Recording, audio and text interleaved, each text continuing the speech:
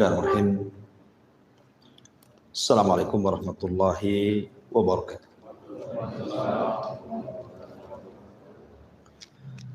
Alhamdulillah wassalatu wassalamu ala Rasulillah wa ala alihi wa sahbihi wa mawalah wa la hawla wa la quwata illa billahi wa ba'd. Baik, kita lanjutkan kajian kita, masih membahas tafsir surah Al-Baqarah dan kita masuk pada ayat ke-30.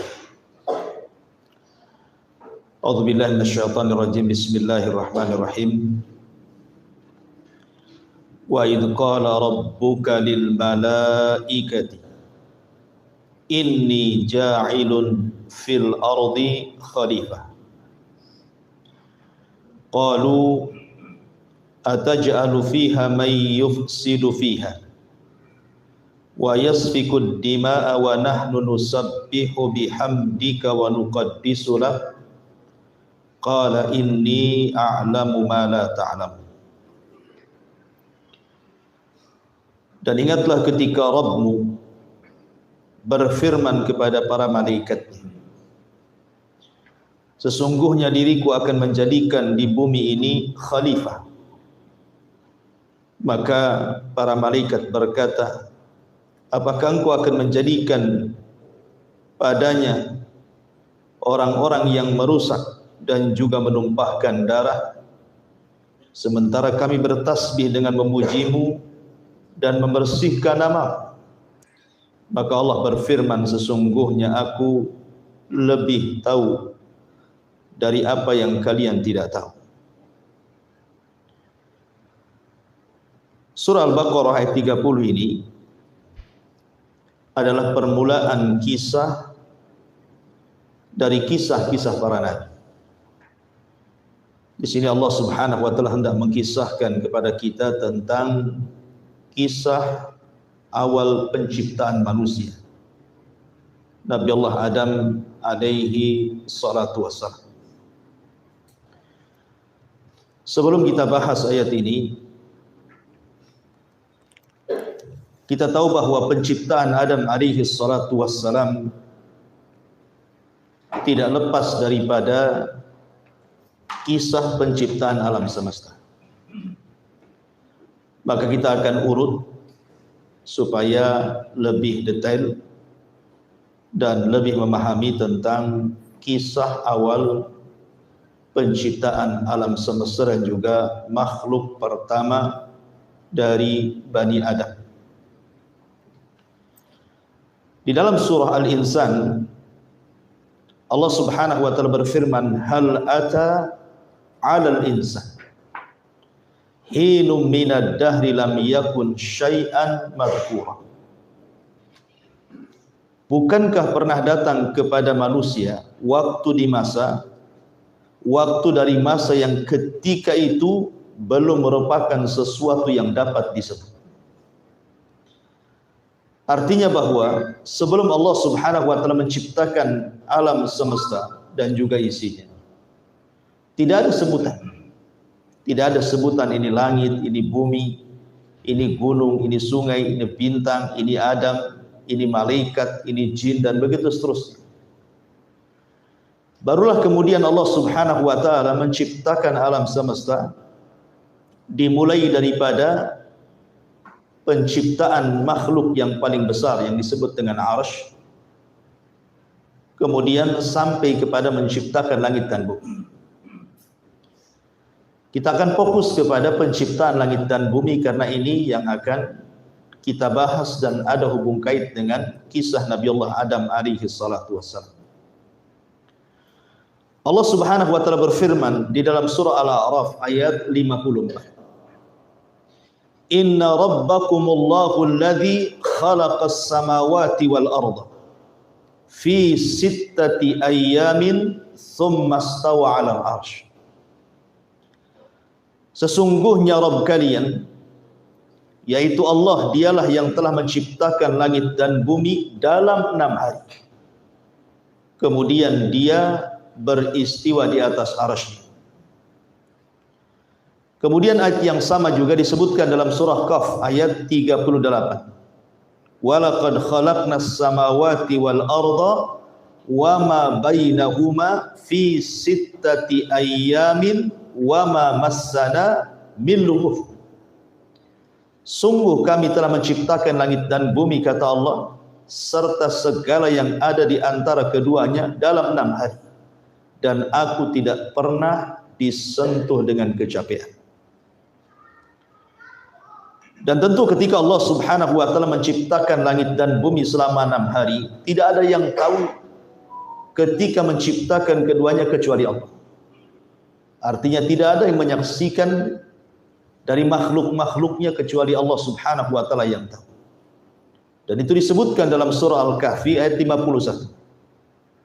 Allah mengatakan, ma ashhadtuhum khalqas samawati wal ard wala khalqa anfusihim. Aku tidak menghadirkan mereka untuk menyaksikan penciptaan langit dan bumi dan tidak pula penciptaan diri mereka sendiri. Artinya ini adalah perkara gaib.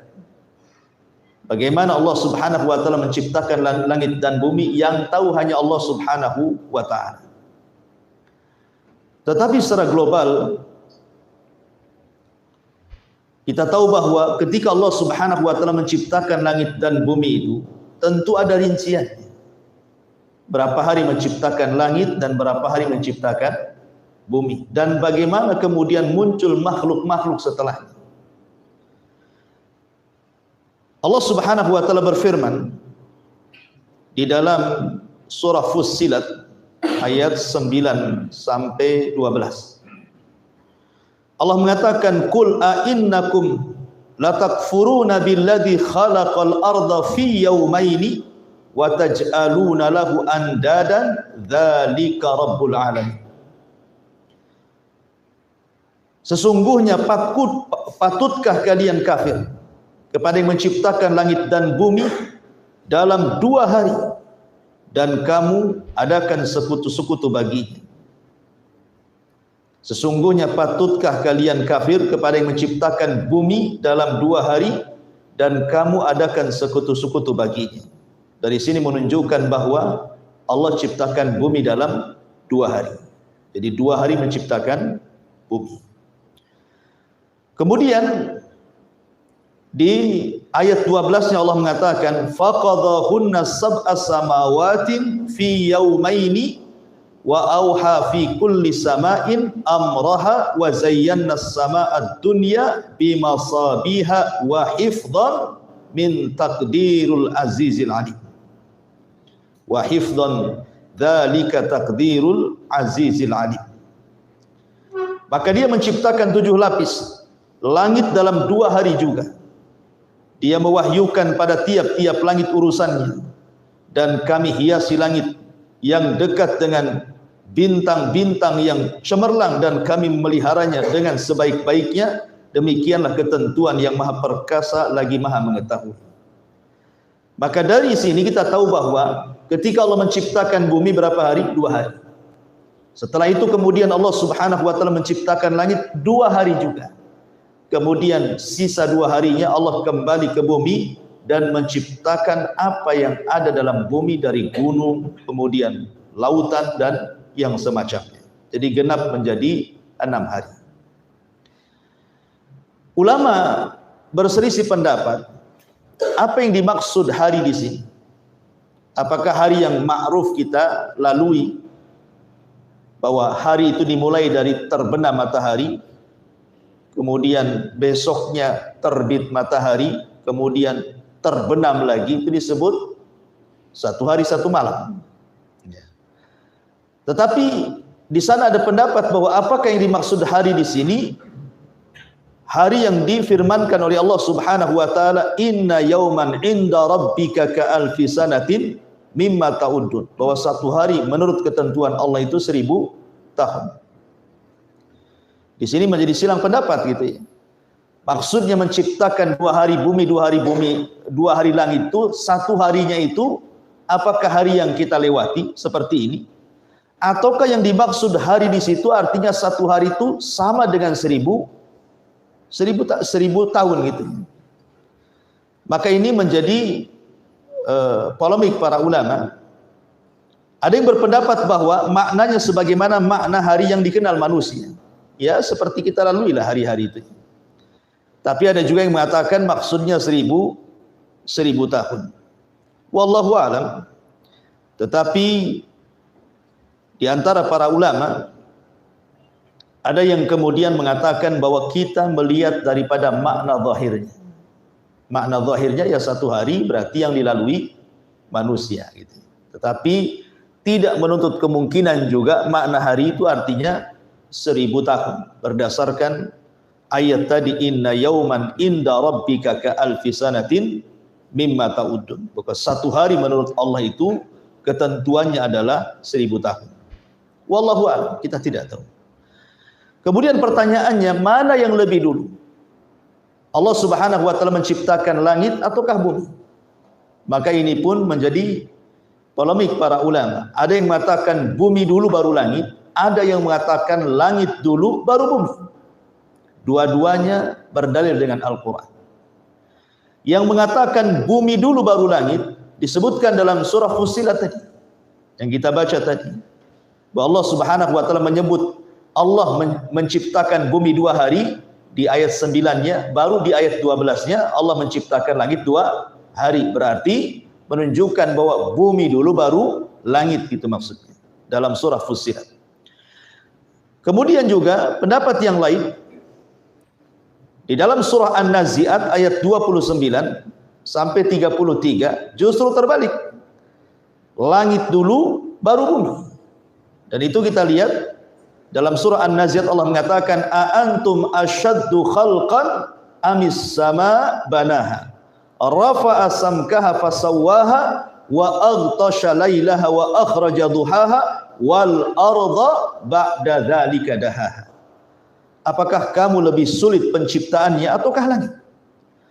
Allah telah membinanya, Dia meninggikan bangunannya lalu menyempurnakannya, dan Dia menjadikan malam gelap gulita dan menjadikan siangnya terang benderang, dan bumi sesudah itu dihamparkannya.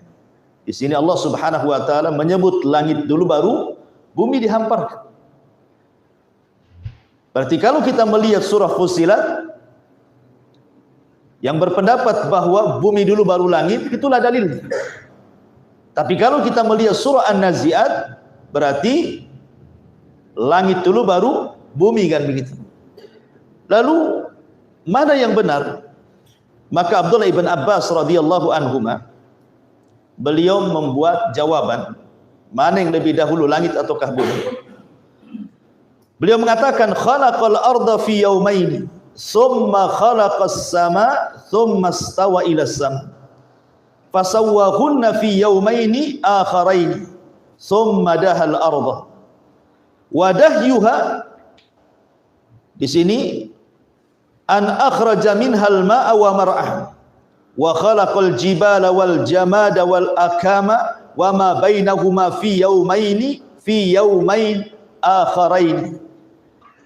Kata Abdullah ibn Abbas radhiyallahu anhuma, Allah menciptakan bumi dalam 2 hari. Kemudian Dia menciptakan langit, kemudian Dia beristiwa ke atas langit. Lalu Allah sempurnakan langit dalam 2 hari yang lain. Kemudian Allah Subhanahu wa taala sempurnakan bumi. Akhirnya kemudian Allah menyempurnakan keduanya. Jadi kata Abdullah ibn Abbas radhiyallahu anhuma, bahwa pendapat yang betul adalah bumi dulu. Allah ciptakan bumi 2 hari. Kemudian setelah itu Allah Subhanahu wa taala ciptakan langit 2 hari. Kemudian setelah itu Allah sempurnakan langit 2 hari berikutnya lagi. Jadi genap 6 hari gitu maksudnya. Ini menurut Abdullah ibn Abbas radhiyallahu anhu. Masalahnya ada sebuah hadis Nabi sallallahu alaihi wasallam yang seolah-olah zahirnya bertentangan dengan nas Al-Quran. Kan Quran mengatakan Allah menciptakan langit dan bumi 6 hari. Kalau menurut pendapat Abdullah ibn Abbas radhiyallahu anhuma yang tadi kita baca, bahwa Allah menciptakan bumi 2 hari. Setelah itu Allah menciptakan langit 2 hari.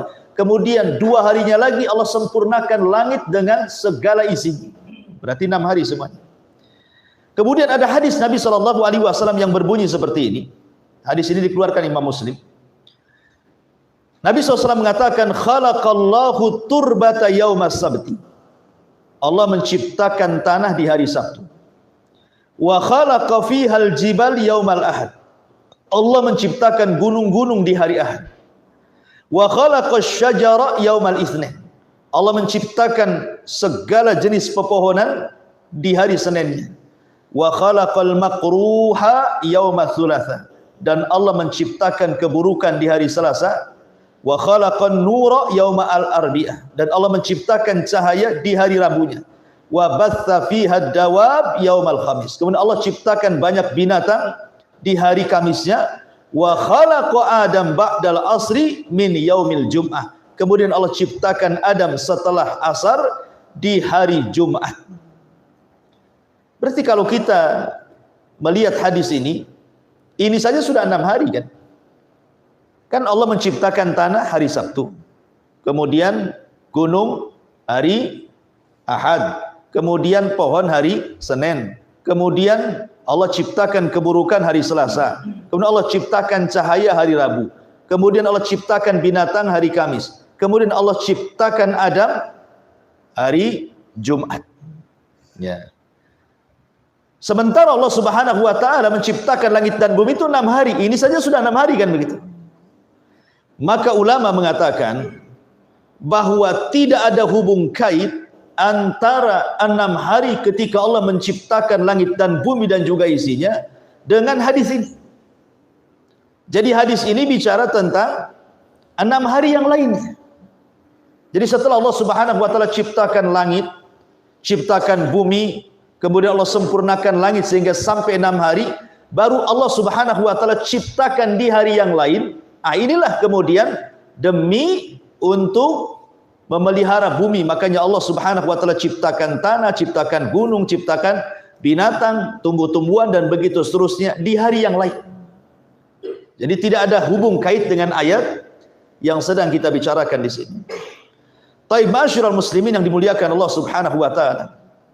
Kalau kita melihat hadis yang dikeluarkan Imam Muslim ini, Allah Subhanahu wa taala akhirkan penciptaan Adam.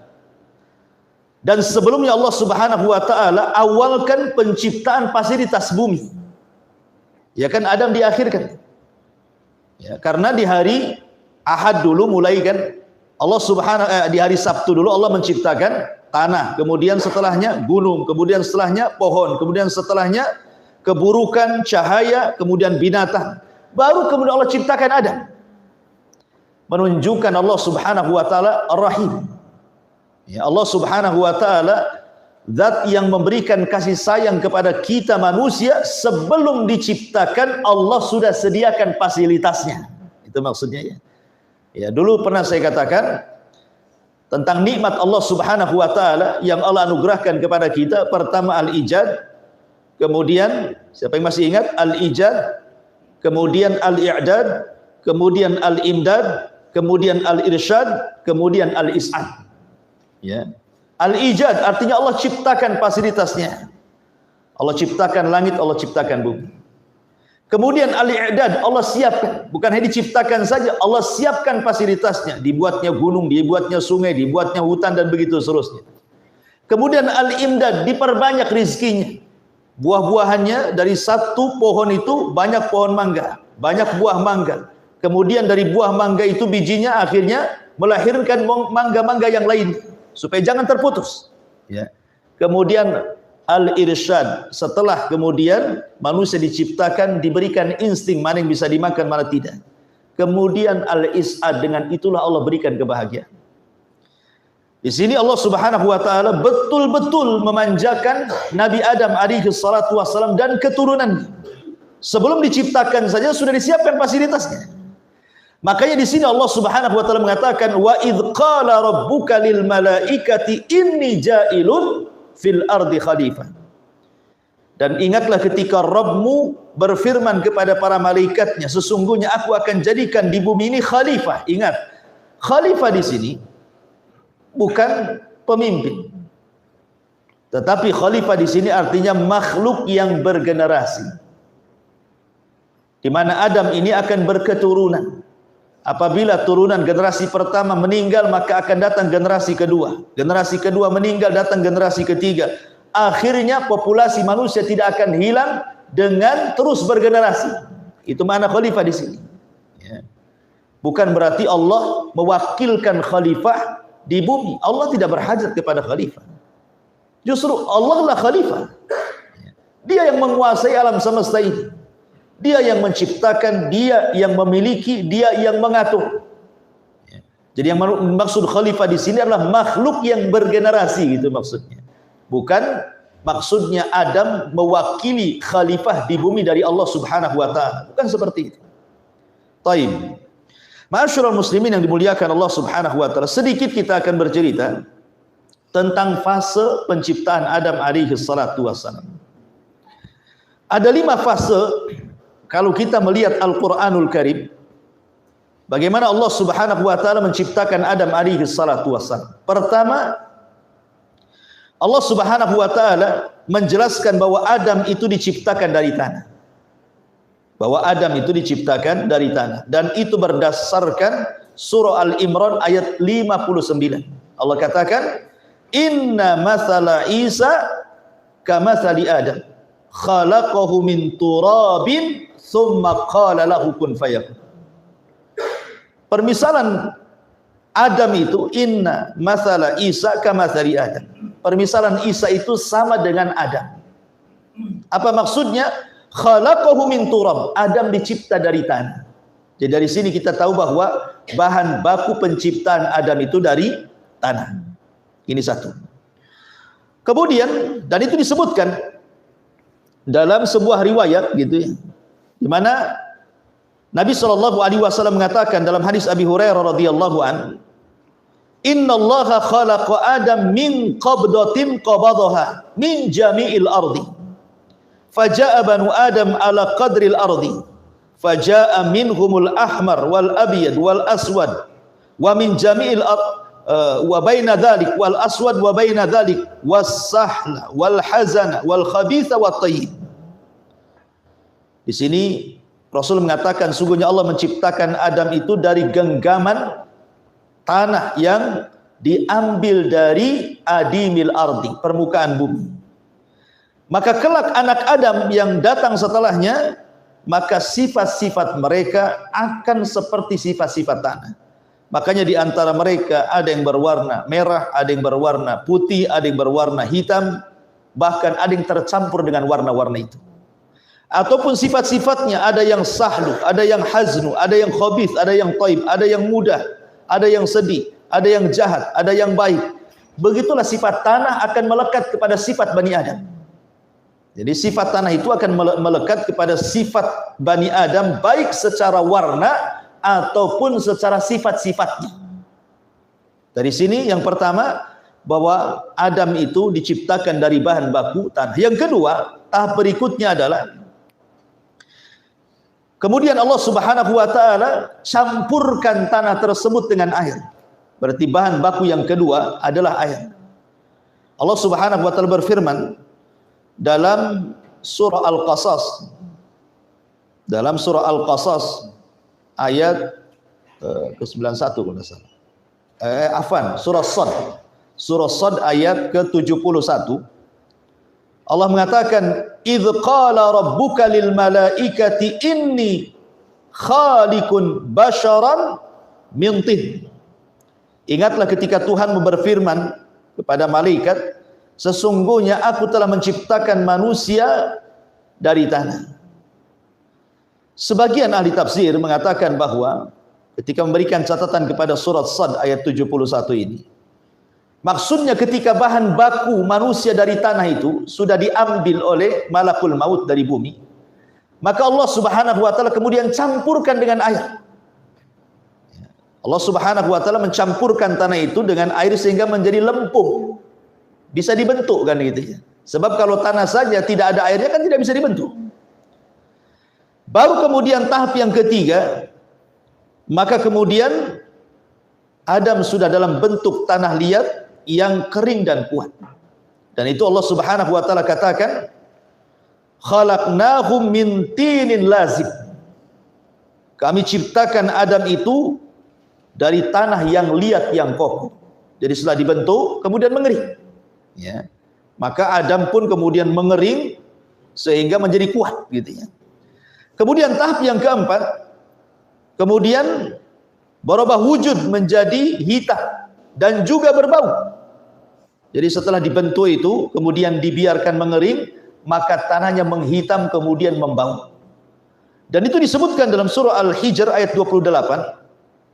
Di mana Allah mengatakan inni khaliqum basyaran min salsalin min hama'im masnun. Sesungguhnya aku akan menciptakan seorang manusia dari tanah liat yang kering yang berasal dari lumpur hitam yang dibentuk. Jadi berubah warnanya menjadi hitam dan mengeluarkan bau yang tidak sedap. Kemudian yang kelima, baru kemudian tanah itu mengering dan mengeluarkan bunyi. Allah mengatakan khalaqal insana min salsalin kal fakhar, dia menciptakan manusia dari tanah kering seperti tembikar. Artinya manusia itu di dalamnya penuh dengan rongga. Ya, kalau banyak rongga kemudian dipukul pasti akan bunyi. Ya kan? Maka ini penciptaan terakhir dari Adam, tetapi belum ditiupkan roh. Masih dalam bentuk patung Adam. Wallahu alam berapa puluh tahun, ada yang mengatakan 40 tahun dibiarkan, itu kan kisah-kisah Israiliyat. Tetapi yang jelas bahwa Allah Subhanahu wa taala menciptakan dengan 5 proses yang kemudian ditutup dengan ayat surah At-Tin. Inna khalaqnal insana fi ahsani taqwim. Sungguhnya kami bentuk manusia itu dalam seindah-indahnya bentuk. Tidak ada makhluk yang lebih indah bentuknya melebihi manusia. Karena Allah yang mengatakan seperti itu. Ya. Hatta sekalipun kita lihat bulan yang sangat indah begitu kan, tetap saja manusia jauh lebih indah dibandingkan bulan. Karena Allah yang mengatakan inna khalaqnal insana fi ahsani taqwim. Baik, kalau kita sudah tahu tahapan-tahapan bagaimana Adam alaihi salatu wasallam dibentuk oleh Allah Subhanahu wa taala. Kemudian Allah Subhanahu wa taala setelah itu menghabarkan bahwa dia sudah menciptakan makhluk untuk menjadi khalifah di bumi. Malaikat ini mereka mengatakan qalu ataj'alu fiha man yufsidu fiha wa yasfiku dima'a wa nahnu nusabbihu bihamdika wa nuqaddisu lak. Mereka berkata, apakah engkau akan menjadikan orang yang merusak di dalamnya, menumpahkan darah di dalamnya, sementara kami makhluk yang senantiasa bertasbih, memujamu dan membersihkan namamu? Sebagian para ulama mengatakan, kok malaikat tahu bahwa Adam ini nanti kalau diciptakan, kemudian anak turunannya akan merusak bumi dan menumpahkan darah? Dari mana malaikat tahu, pertanyaannya? Ya kan? Dari mana malaikat tahu? Sehingga dia datang kepada Allah dan mengatakan seperti itu. Maka ulama menjawab dengan 4 jawaban. Kenapa malaikat sampai ngomong begitu? Jawaban yang pertama, boleh jadi itu adalah ilham.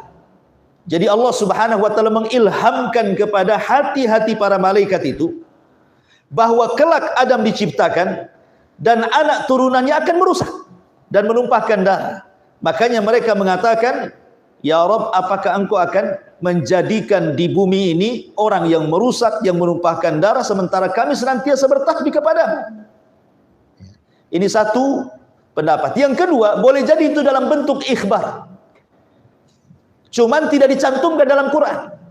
Ya. Jadi kalau seandainya mau dicantumkan dalam Al-Quran itu, boleh jadi itu dalam bentuk ikhbar. Allah menghabarkan kepada para malaikat bahwa makhluk yang akan saya ciptakan ini, nanti di antara mereka ada yang merusak, di antara mereka ada yang menumpahkan darah. Jadi malaikat ini takjub, heran gitu ya. Seolah-olah, kalau sudah tahu bahwa makhluk yang diciptakan ini akan merusak dan akan menumpahkan darah, ngapain kau ciptakan gitu maksudnya.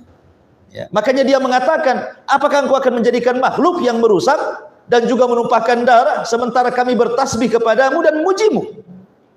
Ini pendapat yang kedua. Pendapat yang ketiga, boleh jadi ini artinya al-ardu. Al-ardu itu penawaran. Jadi malaikat hendak menawarkan diri. Seolah-olah malaikat ingin mengatakan, ya Rabb, ya, daripada engkau menciptakan makhluk yang merusak, menumpahkan darah di bumi, nggak usah kau ciptakan, kirim kami saja ke bumi. Biar kami beribadah di bumi. Biar tidak ada lagi yang merusak, tidak ada lagi yang menumpahkan darah, gitu maksudnya. Dia menawarkan. Ini bukan membantah, tidak ada. Malaikat tidak, nggak mungkin malaikat membantah Allah kan. Ini penawaran, malaikat menawarkan diri. Ya Rabb, nggak usahlah kau ciptakan Adam dan turunannya itu. Kalau sudah jelas-jelas mereka akan merusak dan juga menumpahkan darah, kirim saja kami ke bumi. Biar kami memujimu, kami membersihkan namamu. Kan enak. Sehingga tidak ada yang bermaksiat kepadamu. Ini juga pendapat yang ketiga. Pendapat yang keempat, dan ini juga banyak diambil oleh ahli tafsir, bahwa maksudnya malaikat itu mengkias, hendak mengkias. Maksudnya kias itu apa? Sebelum Allah Subhanahu wa taala menciptakan Adam itu, terlebih dahulu Allah ciptakan siapa? Malaikat dan juga jin. Nah itu ya. Sesuai dengan tartib hadis kan, khuliqatil malaikah min nur wa khuliqatil jan mimma rijimin nar wa khuliqa Adam mimma wusifa lahu. Allah ciptakan malaikat dari cahaya, Allah ciptakan jin dari api, dan Allah ciptakan Adam sebagaimana disifatkan kepada kalian. Dari tartib hadis ini, maka kita tahu bahwa makhluk yang berakal itu tiga. Pertama malaikat, itu yang diciptakan pertama. Kemudian setelah itu Allah ciptakan jin. Kemudian setelah itu Allah ciptakan Adam. Lah jin inilah yang pertama kali menghuni bumi. Lah jin ini tabiatnya suka merusak, suka menumpahkan darah, suka berperang. Sehingga malaikat takut kalau seandainya Allah menciptakan makhluk selain jin dalam bentuk manusia, nanti seperti jin, gitu maksudnya.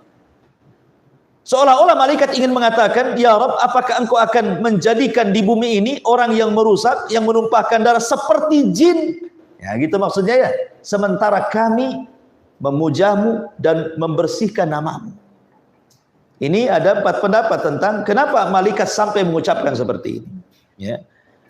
Walaupun ya, sebagian para ulama menguatkan bahwa ini hanya sekedar al-ardu. Al-ardu itu artinya malaikat ingin menawarkan. Ya, karena malaikat itu kan makhluk yang senantiasa beribadah dan tidak pernah bermaksiat kepada Allah. Dia tidak suka dengan maksiat, karena memang Allah Subhanahu wa taala ciptakan untuk itu kan gitu ya. Untuk beribadah kepada Allah saja. Makanya malaikat menawarkan, daripada engkau menciptakan Adam dan juga turunannya yang kelak akan merusak dan menumpahkan darah, kirim kami saja ke bumi. Biar kami yang beribadah kepadamu sehingga bumi ini bersih, tidak ada maksiat, gitu maksudnya. Makanya sebab perkataan malaikat inilah akhirnya kemudian Allah Subhanahu wa taala melihat bahwa semangatnya malaikat luar biasa, maka Allah Subhanahu wa taala ciptakan Ka'bah untuk malaikat yang disebut dengan Baitul Ma'mur. Disitulah malaikat tawaf setiap hari 70.000 setiap harinya. Apabila mereka keluar tidak akan kembali, kemudian datang malaikat dengan jumlah yang sama dalam satu hari itu, kemudian keluar tidak akan pernah kembali, dan datang lagi malaikat dengan jumlah yang sama, dan begitu seterusnya, menunjukkan jumlah malaikat tidak ada yang tahu kecuali Allah. Wa ma ya'lamu junuda rabbika illahu wa ma huwa illa dzikra lil bashar. Tidak ada yang tahu jumlah malaikat kecuali Allah, dan semua ibadah. Ya, ini juga penafsiran para ulama. Wallahu a'lam. Baik. Kemudian di sini Allah Subhanahu wa taala ingin menjelaskan tentang keutamaan Nabi Adam di antara malaikat.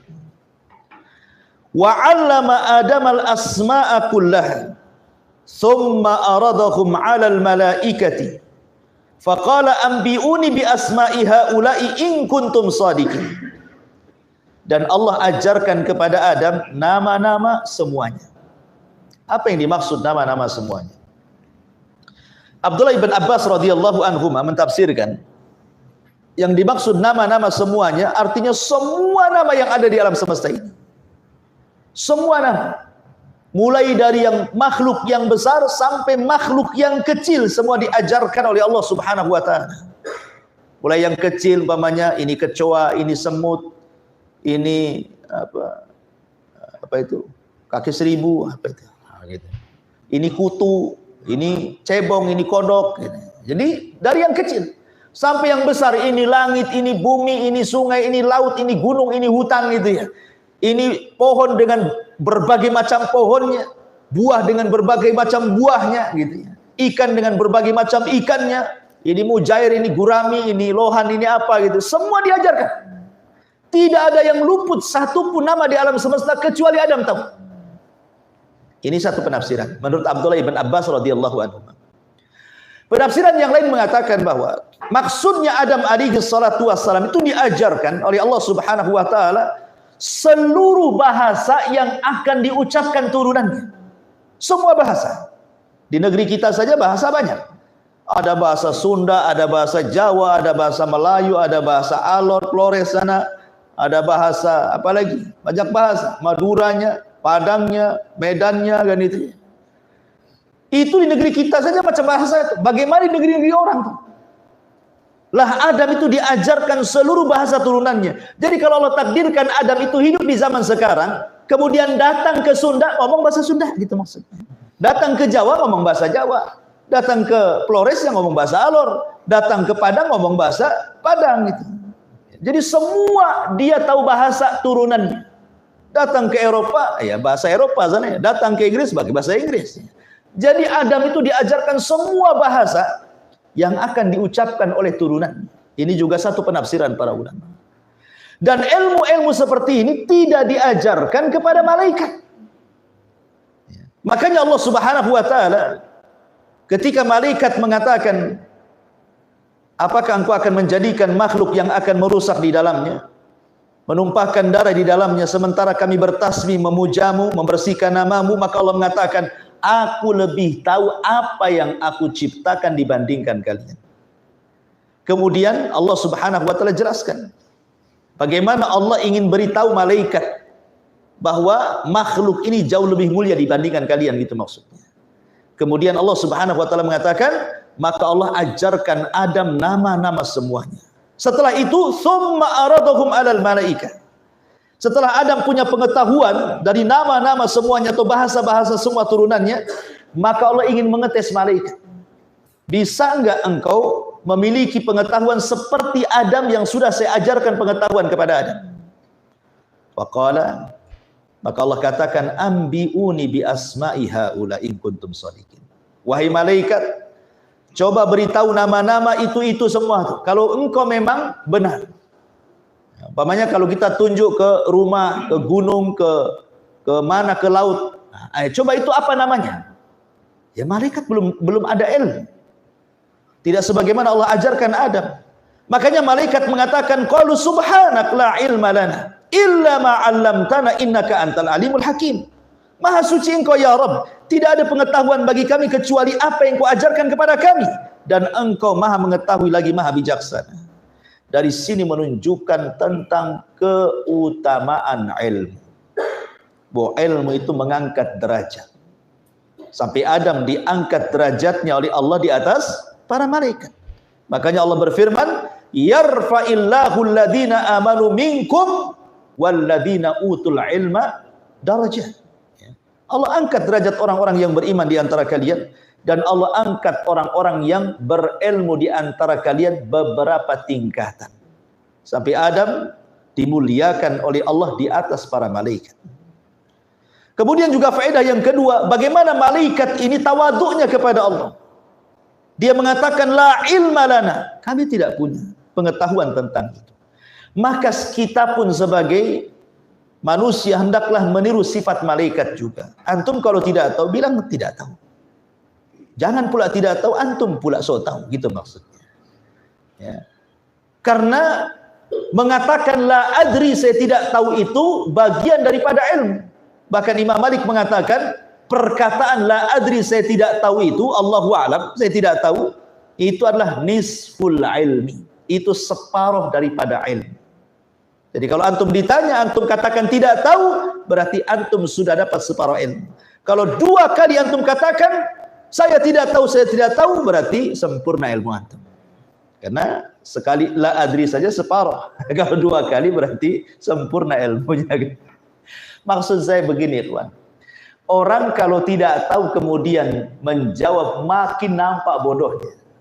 Sebab kalau antum saya tanya, kemudian antum tidak tahu asal-asalan jawabannya, pasti saya akan mengejar lagi dengan pertanyaan yang lain. kemudian antum jawab dengan jawaban yang asal-asalan lagi. Kemudian saya kejar lagi dengan pertanyaan yang lain, antum pula asal-asalan. Kan begitu ya? Sampai kapan antum asal-asalannya itu? Antum akan dikejar terus, nampak bodohnya. Tapi kalau antum saya tanya, kemudian antum mengatakan saya tidak tahu, saya tidak akan tanya lagi. Selesai sampai di sini. Berarti tak tampaklah bodohnya antum tuh. Kan itu ya. Nggak nampak, saya tidak tahu, masih saya paksa. Ya. Tapi kalau antum terus jawab dengan sesuatu yang asal-asalan, pasti akan datang lagi pertanyaan. Antum jawab lagi dengan asal-asalan. Sampai kapan? Sampai nampak terang benerang bodohnya, kan gitu ya. Makanya la adri itu separuh daripada ilmu. Itu menghentikan soalan namanya. Saya tidak tahu, nggak mungkin dikejar lagi. Ya. Makanya di sini kalimat la ilma lana illa ma 'allamtana. Malaikat mengajarkan kepada kita bahwa jangan asal jawab, apalagi urusan agama. Urusan dunia saja asal jawab bisa merusak. Apalagi urusan agama, nyesatin orang. Dia sesat, orang pun sesat gitu ya. Kemudian Allah Subhanahu wa taala mengatakan qala ya Adam ambihum bi asma'ihim. Wahai Adam, sekarang tunjukkan pengetahuanmu. Kasih tahu tuh malaikat. Ya. Falamma ambahum bi asma'ihim, ketika Adam menyebutkan satu persatu nama-nama itu yang malaikat tidak tahu. Ya. Maka Allah katakan alam aqul lakum inni a'lamu ghaibas samawati wal ard wa a'lamu ma tubduna wa ma kuntum taktumun. Bukankah sudah aku katakan, kata Allah, saya lebih tahu yang gaib yang ada di langit dan yang ada di bumi, dan saya tahu apa yang kalian tampakkan dari ketawaduan kalian kepadaku ketika kalian mengatakan wa nahnu nusabbihu bihamdika wa nuqaddisu lak, dan kami senantiasa memujamu dan membersihkan namamu. Kami tahu, kata Allah, wa ma kuntum taktumun, dan apa yang kalian sembunyikan. Ini isyarat kepada siapa? Kepada iblis yang hadir di situ. Jadi Allah Subhanahu wa taala tahu isi iblis itu yang sedang bersama malaikat itu, bahwa di dalamnya ada hasad dan kibar. Jadi Allah tahu yang tampak dan yang tidak tampak. Yang tampak malaikat, yang tidak tampak iblis itu. Allah tahu dua-duanya. Makanya Allah katakan wa idz qulna lil malaikati isjudu li adam fasajadu illa iblis aba wastakbara wa kana minal kafirin. Dan ingatlah ketika kami berkata kepada para malaikat, sujudlah kalian kepada Adam. Maka semua malaikat sujud kecuali iblis. Ikhwatu fiddin yang dimuliakan Allah Azza wa Jalla. Bicara tentang sujud, kenapa di sini bukankah tidak boleh sujud kecuali kepada Allah? Kenapa Allah perintahkan malaikat sujud kepada Adam? Kan sujud tidak boleh diberikan kecuali kepada Allah, karena sujud itu kan sebuah ibadah. Sementara ibadah tidak boleh diberikan kecuali kepada Allah. Kenapa pula Allah suruh malaikat sujud kepada Adam? Sujud itu ada dua. Ada sujud ibadah, dan ada sujud tahiyah. Sujud ibadah ini tidak boleh diberikan kecuali kepada Allah. Dan malaikat tidak sedang sujud ibadah. Mereka tahu tidak boleh sujud kecuali kepada Allah. Berarti malaikat sedang sujud dengan sujud yang kedua yang disebut dengan sujud tahiyah, namanya sujud penghormatan.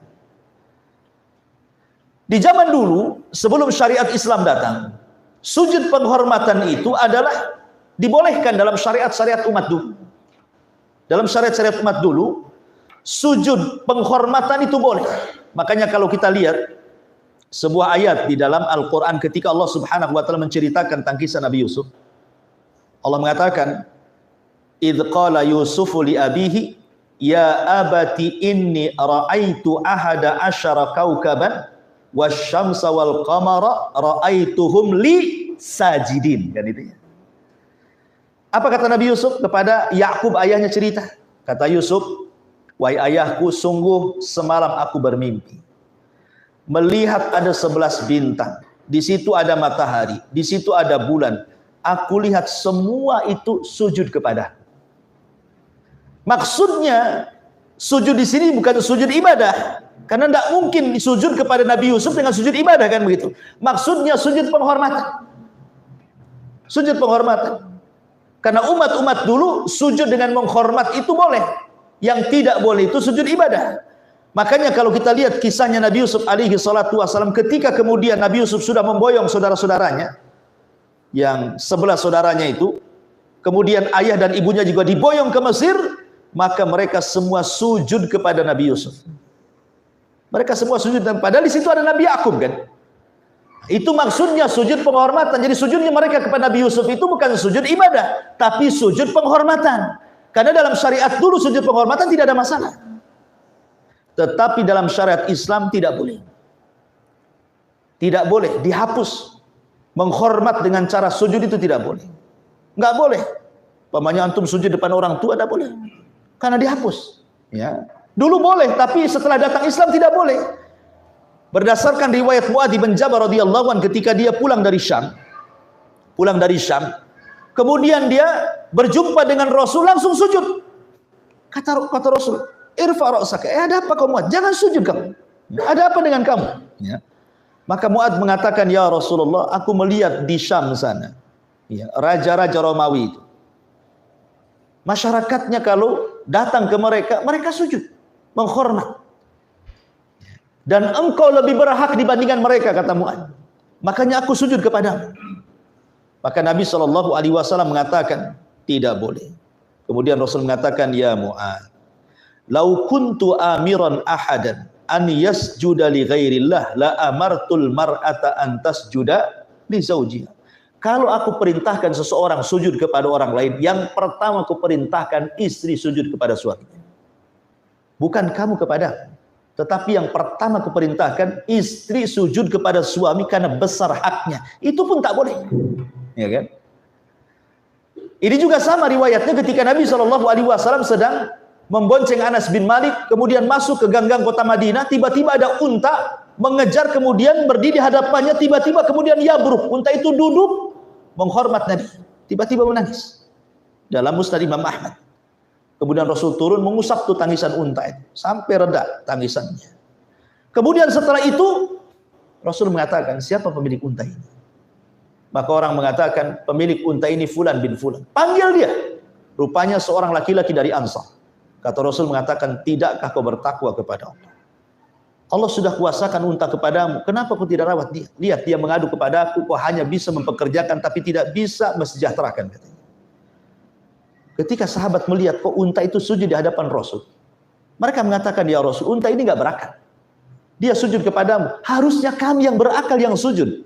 Tapi Rasul mengatakan tidak boleh. Kalau memang aku perintahkan manusia sujud kepada manusia, tentu yang aku perintahkan seorang istri sujud kepada suaminya karena besar haknya. Itu pun tidak aku perintahkan. Maka dari sini menunjukkan bahwa sujud tahiyat sekalipun dalam Islam itu sudah dilarang. Tidak boleh. Ini hanya berlaku kepada umat-umat sebelum Islam saja. Ya. Makanya di sini ketika Allah Subhanahu wa taala katakan kepada para malaikat ini, wa qulna ya wa id qulna lil malaikati isjudu li Adam, dan ketika kami katakan kepada para malaikat sujudlah kalian kepada Adam, maka semua sujud, maksudnya sujud tahiyat penghormatan, bukan sujud ibadah. Ya, menghormat saja. Itulah bentuk penghormatannya malaikat kepada Adam. Apa yang dihormati? Ada yang mengatakan bahwa yang dihormati itu bukan jasadnya Adam, tetapi yang dihormati itu adalah ruhnya Adam. Kenapa? Karena Allah Subhanahu wa taala mengatakan, "Fa idza sawaitu wa nafakhtu min ruhi faqa'u lahu sajidin." Dan apabila sudah aku sempurnakan dalam bentuk jasad Adam itu, sudah sempurna dibentuknya, fi ahsani taqwim, wa nafakhtu min ruhi, kemudian aku tiupkan dari ruhku. Allah menasabkan ruh Adam kepada dirinya, dan ini namanya nasab tasyrif namanya.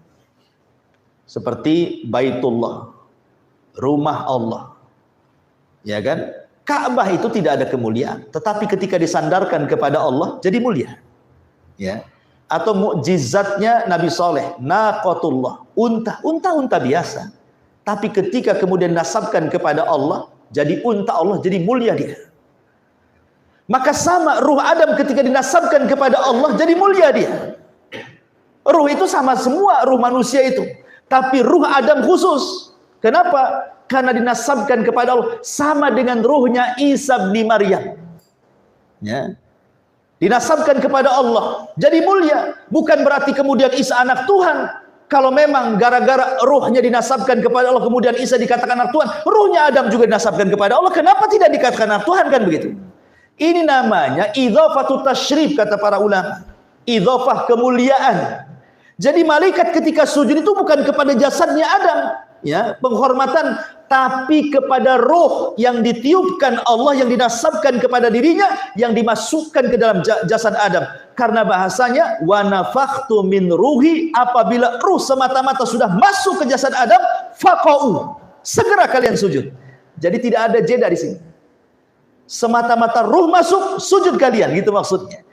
Jadi di sini ikatannya bukan dengan ikatan jasad, tapi ikatannya dengan ruh yang dimasukkan ke dalam Adam. Malaikat menghormati ruhnya, karena ruh itu diidhofahnya kepada Allah Subhanahu wa taala. Dan itulah manusia. Sering saya katakan, manusia itu tanpa ruh, sekalipun presiden sekalipun, tidak ada kemuliaan. Kalau ada seorang presiden meninggal, biarkan jasadnya, jangan dikubur, taruh di jalan 1 bulan. Ada yang berani jasadnya mendekati? Enggak akan berani.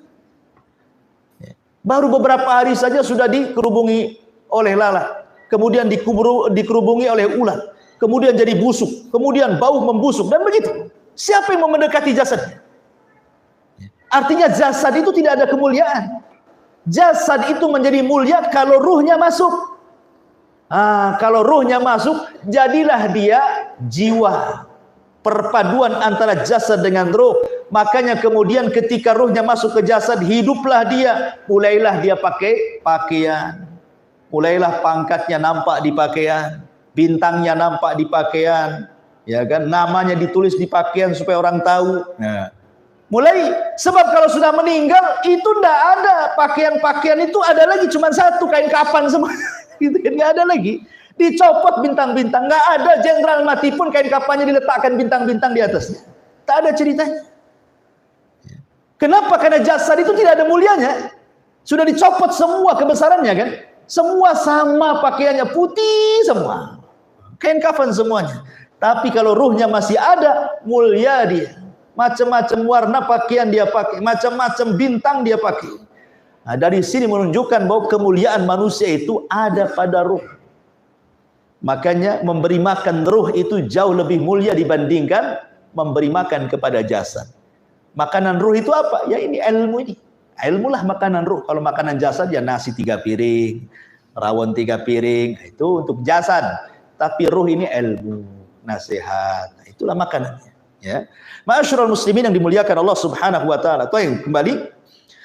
Kemudian fasajadu illa iblis aba wastakbara wa kana minal kafirin.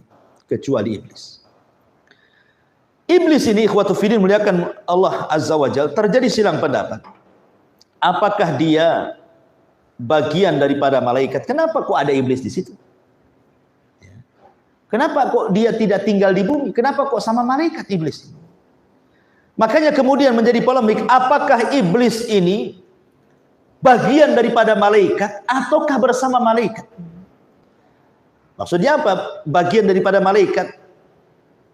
Kalau dikatakan bagian malaikat berarti iblis itu awalnya malaikat kemudian jadi iblis. Tapi kalau bersama malaikat, dia bukan malaikat, cuman hidup bersama malaikat. Dia asalnya jin. Ya, dari ubadul jin, jin yang paling soleh.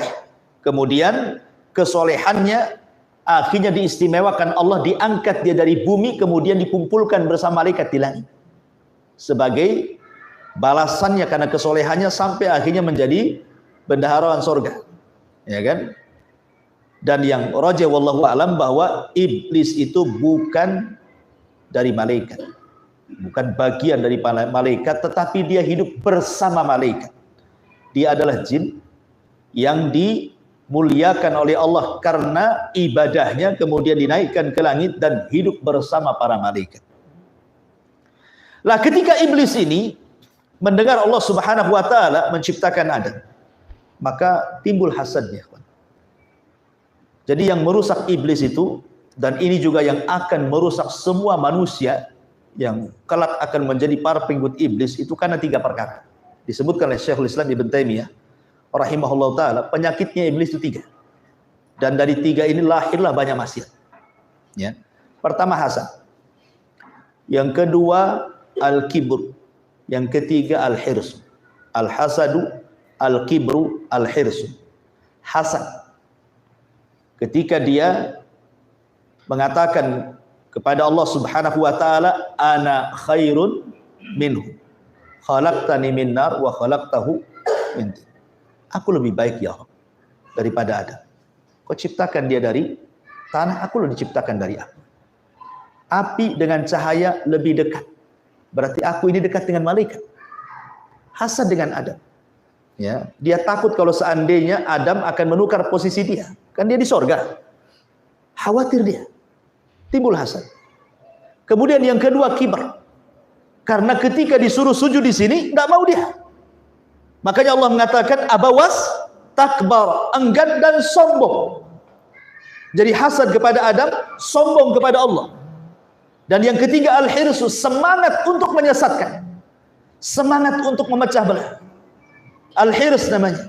Makanya ketika Nabi SAW mengatakan dalam sebuah riwayat, sesungguhnya setan itu sudah putus asa untuk disembah di negeri Arab, tetapi dia punya senjata at-tahrisu bainahum. Bagaimana caranya memecah belah kalian? Dan bagaimana caranya iblis memecah belah Adam? Ya, bermusuhan dengan Hawa, bermusuhan dengan Allah, diusir dari surga. Kemudian diberikan waswas supaya Adam memakan buah larangan. Inilah Ibnu Taimiyah rahimahullah ta'ala, 3 akar persoalan munculnya banyak maksiat di bumi. Akarnya dari 3 ini. Dari hasad, dari sombong, dan dari menurut nafsu. Terlalu semangat untuk melakukan kemaksiatan. Ya. Ma'asyiral muslimin yang dimuliakan Allah Subhanahu wa taala. Kemudian di sini Allah mengatakan, aba wastakbar, dia pun enggan dan pula dia sombong, wa kana minal kafirin, dan ketika itulah iblis diponis menjadi orang kafir. Bukan sebagai ubad lagi, ahli ibadah lagi, tapi dia sudah menjadi kafir. Ma'asyiral muslimin yang dimuliakan Allah Azza wa Jalla. Sedikit cerita tentang bagaimana kemudian iblis ini akhirnya menjadi dendam kepada Adam alaihi salatu wassalam. Ketika iblis kemudian enggan untuk sujud kepada Adam dan sombong, akhirnya kan Allah usir dia dari surga. Sebagai penggantinya Adam yang dimasukkan oleh Allah dan Hawa ke dalam surga. Maka Allah Subhanahu wa taala kemudian menjelaskan bagaimana upaya dan usaha iblis itu untuk menyesatkan anak Adam. Menyesatkan Adam dan turunannya. Lihat bagaimana pandainya iblis. Pertama, iblis menggoda Adam dan Hawa dari sisi keabadian. Jadi seolah-olah dia datang kepada Adam. Kan dia sudah tahu kelemahan. Adam diuji oleh Allah Subhanahu wa taala, silahkan kau makan yang ada di sorga, minum yang ada di sorga, tapi jangan dekat-dekat pohon ini. Iblis sudah tahu kelemahannya, bahwa ada satu pohon yang dilarang oleh Allah. Makanya kemudian iblis bersiasat kepada Adam alaihi salatu wassalam, kemudian mengatakan, ya Adam, hal adulluka ala syajaratil khuldi wa mulkin la yablad. Adam, maukah saya tunjukkan kepadamu pohon keabadian dan kerajaan yang tidak akan pernah binasa? Ini kan dia diiming-iming itu, ya. Kemudian dalam ayat yang lain, innalaka alla tajua fiha wa la ta'ra wa innaka la tadma fiha wa la tadha. Sesungguhnya ada jaminan untukmu di sorga, engkau tidak akan kelaparan di dalamnya dan tidak akan telanjang, artinya engkau akan ditutupi auratnya. Dan sesungguhnya kamu tidak akan merasa dahaga dan tidak pula ditimpa panas matahari di dalamnya. Jadi sini iblis membuat 3 poin kepada Adam. Pertama, menjanjikan kehidupan yang kekal. Yang kedua, kerajaan sorga yang kekal. Yang ketiga, Adam menjadi penguasa, raja, pemilik, dan begitu seterusnya ada di sorga. Jadi dari sinilah kemudian iblis berikan was-was. Dan mau nggak kau hidup kekal? Kan itu. Mau nggak kau mendapatkan nikmat yang banyak di surga? Engkau akan jadi penguasa di sini. Engkau tidak akan mati. Dan itu. Syaratnya satu. Di situ ada pohon, makanlah buahnya. Gitu ya. Jadi iblis itu berusaha untuk memberikan was-was kepada Adam soal kenikmatan yang berkaitan dengan syahwat. Syahwat itu kita lihat orang maksiat di dunia ini karena penyakit syahwat. Pertama penyakit perut. Orang lapar, akhirnya dia mencari makanan yang haram. Berbuat maksiat. Kemudian yang kedua, jabatan.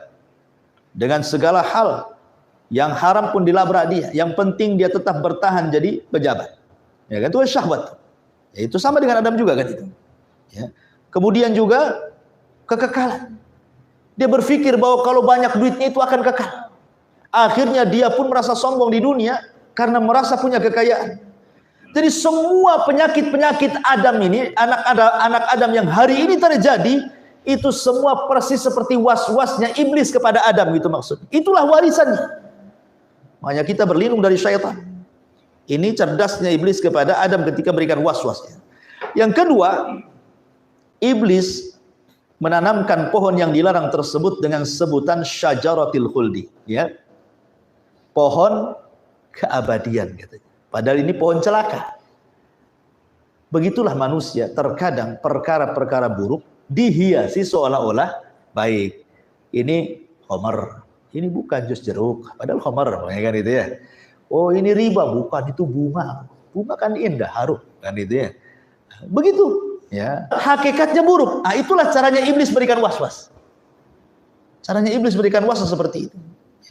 Kemudian juga iblis menghiasi rayuannya dengan sumpah. Ini yang paling bahaya. Jadi kan ketika Adam alaihi salatu wassalam masih belum terkena was-was iblis, ya masih sekilas-kilas gitu saja, belum terkena. Tapi ketika iblis bersumpah, akhirnya Adam pun terkena was-was iblis. Apa sumpah iblis? Wa qasamahuma inni lakuma laminan nasib. Demi Allah wahai Adam, saya ini orang baik. Saya mau kamu baik, gitu ya. Jadi iblis itu kalau sudah bersumpah, Adam kan berpikir ini alam malaikat, ini sorga, tidak ada orang maksiat, dan belum pernah ada bersumpah untuk kedustaan, apalagi di alam para malaikat. Nggak mungkinlah ada orang bersumpah untuk sebuah kedustaan di tempat yang suci di sorga, kan begitu? Ya percaya sajalah Adam itu. Makanya biasa kalau kita melihat orang yang suka menipu untuk memperkuat penipuannya, biasanya menggunakan sumpah. Lihat di pasar-pasar itu. Banyak kali orang sumpah. Demi Allah, dari saya nggak dapat. Padahal udah dapat untung tuh. Kamu nawarnya kok rendah kali. Jadi kadang-kadang orang lihat di pengadilan. Disumpah dengan Quran, jelas-jelas di atas kepalanya bersumpah dengan Quran loh ya. Mengeluarkan saksi-saksi yang palsu. Bisa dia dijual. Itulah cara-cara iblis. Ya. Itu iblis yang menjelma manusia. Untuk menguatkan kebusukannya itu dengan bersumpah. Karena iblis juga bersumpah. Akhirnya Adam kelepek-kelepek dengan sumpahnya kan.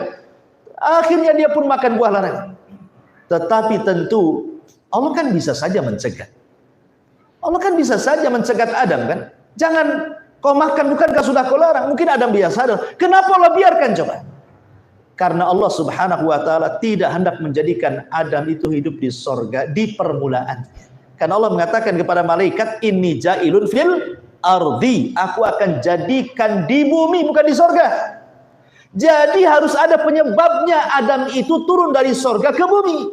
Lah salah satu hikmah penyebabnya karena idza aradallaha syai'an ahya asbabah. Allah itu kalau hendak menghendaki sesuatu, Allah hidupkan sebabnya tuh. Sebabnya seperti itu, Adam itu harus turun ke bumi dan menjadi khalifah, makhluk yang akan mengeluarkan banyak generasi setelahnya. Dan setiap manusia itu kullu nafsin dha'iqatul maut, setiap jiwa pasti mati. Kalau Adam tidak pernah turun dari sorga, tidak berlaku ayat ini kepada Adam. Sementara Adam juga masuk pada kategori nafsi dalam ayat ini. Berarti setiap jiwa termasuk Adam pasti mati. Lah kalau di sorga kapan matinya? Ya kan? Harus diturunkan dulu ke bumi biar dia mati. Ya. Sebab kalau orang sudah masuk sorga, nggak ada kematian di sorga.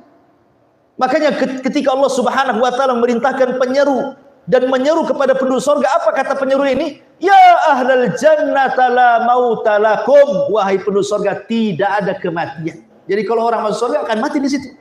Maka di antara hikmahnya Adam turun ke bumi juga supaya terwujud bahwa setiap jiwa itu pasti mati.